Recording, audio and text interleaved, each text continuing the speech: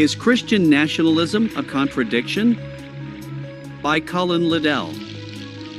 Love it or hate it, Christian nationalism is with us. It is associated with the Trump wing of the Republican Party, a wing that is currently bigger than the rest of the bird. It is the factor that may motivate the base of the Republican Party in the coming midterms to come out and vote, despite all the disappointments of 2016 to 20. Alternatively, it is also the factor that may repel the mushy middle floating voters and thus bolster the Democrats and their record-breakingly unpopular leader. It is not exactly clear what Christian nationalism stands for, nor what the admixture of Christianity in it is, or the percentage of nationalism either. Questions clearly remain, but one of the biggest critiques of Christian nationalism is that it is contradictory. This is an idea recently trotted out by the founder of Apolloism Richard Spencer and his chief acolyte Mark Brahman.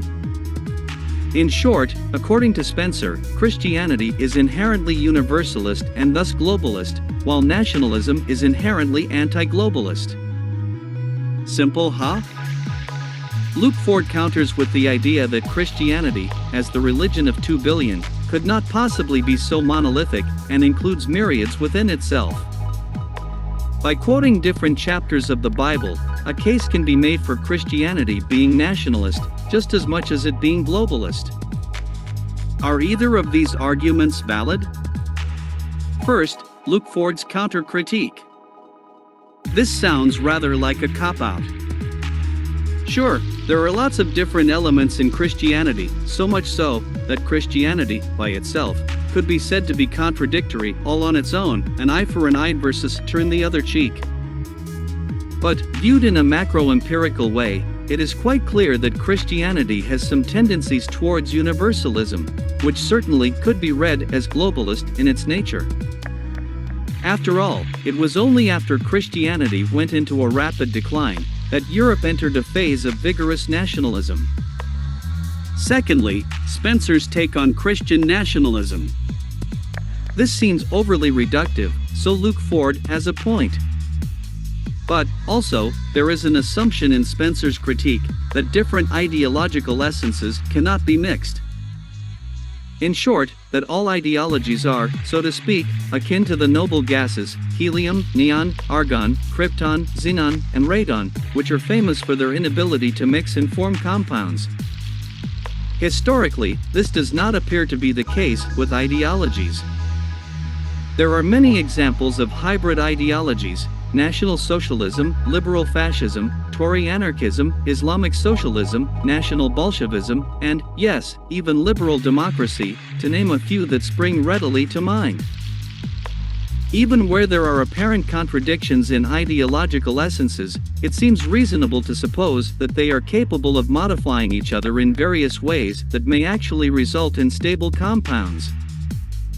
Indeed, individual unmixed ideologies might in fact be quite unstable, with plenty of contradictions even on their own. Nationalism, just like Christianity, is quite capable of having myriads within it and all sorts of contradictions.